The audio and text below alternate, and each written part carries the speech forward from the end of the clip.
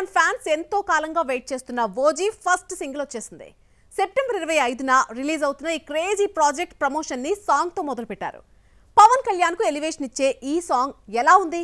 Thaman music గురించి ఏమనుకుంటున్నారు? తమన్ బాలయ్యకే కాదు పవన్ కళ్యాణ్ కూడా ఆస్థాన మ్యూజిక్ డైరెక్టర్ అయిపోయాడు. పవన్ మూవీకి మ్యూజిక్ ఇవ్వాలన్న డ్రీమ్ వకీల్ సాబ్ తో తీరింది. తమన్ వర్క్ కు ఫిదా అయిన పవన్ వరుస ఆఫర్స్ ఇచ్చేశాడు. ఆ మధ్య వచ్చిన హరిహర వీరమల్లు మినహా భీమ్లా నాయక్ బ్రో కూడా తమనే మ్యూజిక్ డైరెక్టర్. ఓజీ టీజర్ కు తమనిచ్చిన మ్యూజిక్ తో మెగా ఫ్యాన్స్ ఊగిపోయారు. దీంతో ఫస్ట్ సింగిల్, అందులోని ఎలివేషన్ సాంగ్ కు తన ట్యూన్ తో ఎలా హైప్ క్రియేట్ చేస్తాడో అన్న ఆశతో ఫ్యాన్స్ ఎదురు చూశారు. అయితే తమన్ మాత్రం ఫ్యాన్స్ అంచనాలు అందుకోలేకపోయాడు. తమన్ తన మ్యూజిక్ తో విశ్వ శ్రీనివాస మౌళి కలిసి రాసిన లిరిక్స్ ను డామినేట్ చేసి పడేశాడు. పాట వినగా బాగుంటుందేమో, మరి చూడాలి. ఫస్ట్ సాంగ్ ఎలా ఉన్నా Pawan aggressive look, OG attitude చూసి ఫ్యాన్స్ తెగ ఫిదా అయిపోయారు. సుజిత్ దర్శకత్వంలో డివివి దానయ్య ఈ సినిమా నిర్మించారు. అఖండ 2 కూడా సెప్టెంబర్ 25నే రావడంతో ఓజీ వాయిదా పడుతుందన్న అనుమానం రాకుండా మరోసారి రిలీజ్ డేట్ కన్ఫర్మ్ చేశారు మేకర్స్. 14న రిలీజ్ అవుతున్న కూలీపై ముందు నుంచి భారీ అంచనాలే ఉన్నాయి. అయితే రిలీజ్ డేట్ దగ్గర పడే కొద్దీ ఈ ఎక్స్పెక్టేషన్స్ ను దర్శకుడు లోకేష్ కనగరాజ్ చంపేశాడా అనిపిస్తోంది. ఒక విషయంలో ఆయన రాజీ పడకపోవడంతో కథ అడ్డం తిరిగింది. సెన్సార్ పూర్తయిన తర్వాత క్రేజ్ తగ్గడానికి అసలు కారణం ఏంటి? Rajinikanth crazy director Lokesh Kanagaraj the rare and deadly combination. వీళ్ళిద్దరూ కలవడంతోనే ఆటోమేటిక్ గా కూలీపై అంచనాలు పెరిగిపోయాయి. అనిరుద్ధ్ ఇచ్చిన మ్యూజిక్ కూడా సినిమాకు ప్లస్ అయిందే. కూలీ రిలీజ్ కోసం చిన్న పెద్ద తేడా లేకుండా వెయిట్ చేస్తున్న టైంలో సెన్సార్ ఏ సర్టిఫికెట్ ఇచ్చి షాక్ ఇచ్చింది. కూలీ ఓన్లీ ఫర్ అడల్ట్స్ అని తేలడంతో పిల్లలకు కూలీ దూరమయ్యాడు. కూలీకి ఏ సర్టిఫికేట్ రావడంతో సినిమాలో వైలెన్స్, రక్తపాతం భారీ స్థాయిలో ఉన్నాయని అర్థమవుతోంది. యూబైఏ సర్టిఫికేట్ ఇవ్వాలంటే కొన్ని సీన్స్ తీసేయాలని సెన్సార్ పేర్కొనగా కత్తెర వేయడానికి లోకేష్ ఒప్పుకోలేదని తెలిసిందే. దీంతో సినిమా ఏ సర్టిఫికేట్ తో రిలీజ్ అవుతోంది. కొన్ని మల్టీప్లెక్స్ స్ట్రిక్ట్ గా వ్యవహరిస్తూ పిల్లలను అనుమతించవు. యానిమల్ సినిమా విషయంలో ఇదే జరిగింది. ఏ సర్టిఫికేట్ రాకుండా ఉంటే సినిమా వసూళ్లు 1000 కోట్లు దాటేవని నిర్మాత అప్పట్లో పేర్కొన్నాడు. కూలీ చూద్దామనుకున్న చాలా మంది పిల్లలకు ఏ సర్టిఫికేట్ పెద్ద షాక్ ఇచ్చింది. ఏ సర్టిఫికేట్ వచ్చినా పర్వాలేదు, సీన్స్ కట్ చేసేది లేదని లోకేష్ మొండిగా ఉన్నాడట. మరీ అంత రక్తపాతాన్ని పెద్దోళ్ళు సైతం భరించగలరో లేదో చూడాలి. మరి తెలుగు సినిమా కొండంత ఆశతో జూలై నెలలో అడుగు పెడితే 2 భారీ ఫ్లాప్స్ చూసింది. ఆ 2 డిజాస్టర్స్ టాలీవుడ్ ని కోలుకోలేని దెబ్బ కొట్టాయి. అయితే ఒక డబ్బింగ్ మూవీ టాలీవుడ్ ని ఆదుకుంది.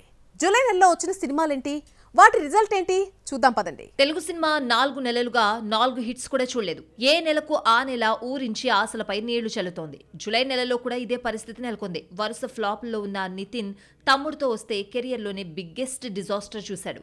నితిన్ పై దర్శకుడు వేణు శ్రీరామ్ చేసిన యాక్షన్ థ్రిల్లర్ ప్రయోగం బెడిసికొట్టింది. సినిమాను 24 కోట్లకు అమ్మితే 4 కోట్లు కూడా రాలేదు. తమ్ముడితో దిల్ రాజు భారీగా నష్టపోయాడు. జూలైలో అందరి చూపు హరిహర వీరమల్లుపైనే. 5 సంవత్సరాల ఎదురుచూపులు వాయిదాల మీద వాయిదాలతో ఎట్టకేలకు 24న థియేటర్స్ లోకి వచ్చింది. టికెట్ రేట్లు భారీగా పెంచడంతో, అందులోనూ ప్రీమియర్స్ వేయడంతో మొదటి రోజు భారీ వసూలు రాబట్టిన వీరమల్లు రెండో రోజు చేతులెత్తేశాడు. వీరమల్లు ఫస్ట్ హాఫ్ బాగున్నా సెకండ్ హాఫ్ లో వచ్చే విఎఫ్ఎక్స్ తో ట్రోలర్స్ ఆడుకున్నారు. ముఖ్యంగా క్లైమాక్స్ బోర్ కొట్టించాడు.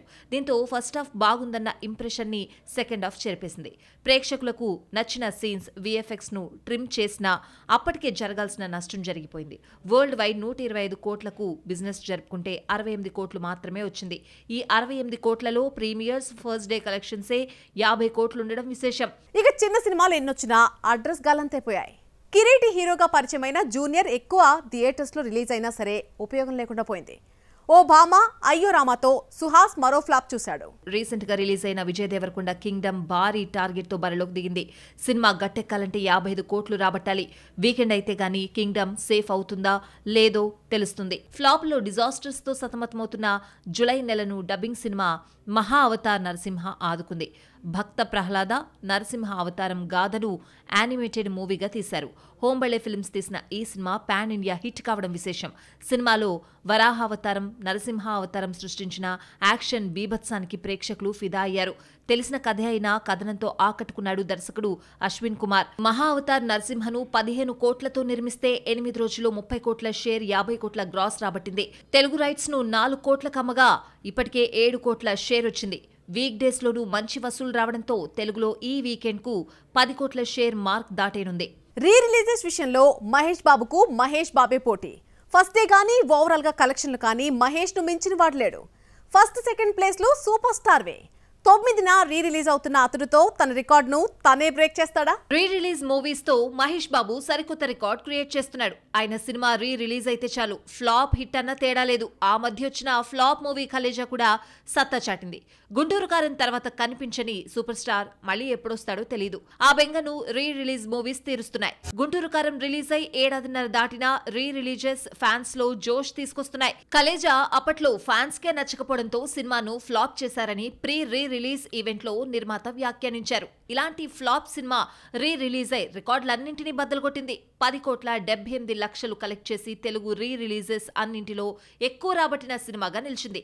10 కోట్ల మార్క్ దాటిన తొలి రీ రిలీజ్ మూవీ రికార్డుగా కలేజా నిలిచింది. రిలీజ్ కలెక్షన్స్ లో పవన్ కళ్యాణ్ పేరు మీదున్న రికార్డులను మహేష్ బద్దలు కొడుతున్నాడు. గబ్బర్ సింగ్ 8 కోట్లు, ఖుషి 7,46,00,000 కలెక్ట్ చేసి టాప్ ప్లేస్ లో నిలిచాయి. మురారి రీ రిలీజ్ తర్వాత మహేష్ పవన్ రికార్డులను ఓవర్టేక్ చేశాడు. మురారి 8,90,00,000 కలెక్ట్ చేసి సెకండ్ ప్లేస్ లో ఉండగా ఈ రికార్డులను కలేజా దాటేసింది. రీ రిలీజెస్ లో టాప్ 5 లో 2 మహేష్ బాబు, 2 పవన్ కళ్యాణ్ సినిమాలున్నాయి. కలేజా, మురారి, గబ్బర్ సింగ్, ఖుషి తర్వాత 5వ ప్లేస్ లో ఆర్య 2 ఉంది. ఇక ఆర్య 2 6.75 కోట్లు కలెక్ట్ చేసింది. వెండి తెరపై ఫ్లాప్ అయిన కలేజాతో రీ రిలీజ్ రికార్డులు బద్దలు కొట్టిన మహేష్ బర్త్డే సందర్భంగా ఆగస్టు 9న అతడుతో వస్తున్నాడు. అతడు అప్పట్లో బిగ్ స్క్రీన్ ఆదరణకు నోచుకోకపోయినా బుల్లి తెరపై బ్లాక్ బస్టర్ గా నిలిచింది. కొన్నేళ్ల పాటు అత్యధిక రేటింగ్ లో శాటిలైట్ మూవీస్ ను శాసించింది. 4K డాల్బీ అట్మాస్ తో ముందుకు తీసుకొస్తున్నారు. అతడు ప్రీ బుకింగ్స్ ఓవర్సీస్ లో ఓపెన్ కాగా క్రేజీ వసూళ్లు రాబడుతోంది. ఇంకా రిలీజ్ కు వారం ఉండగానే $10,000 దాటేసింది. ఆల్రెడీ కలేజా రీ రిలీజ్ తో ఓవర్సీస్ లో all time record number set చేసిన మహేష్ అతడుతో మరో రికార్డ్ క్రియేట్ చేసే దిశగా ప్రీ బుకింగ్స్ సాగుతున్నాయి. ఇక ఇప్పుడు బాక్స్ ఆఫీస్ లో మరిన్ని మూవీ ముచ్చట్లు చూద్దాం పదండి. విజయ్ దేవరకొండ కింగ్డమ్ ను రష్మిక చూడకుండా ఉండలేకపోయింది. ఓ ఫేమస్ సింగిల్ థియేటర్ లో కింగ్డమ్ చూడాలని వెళ్తే సెక్యూరిటీ ప్రాబ్లమ్స్ ఉన్నాయని ఆమెను ఆపేశారు.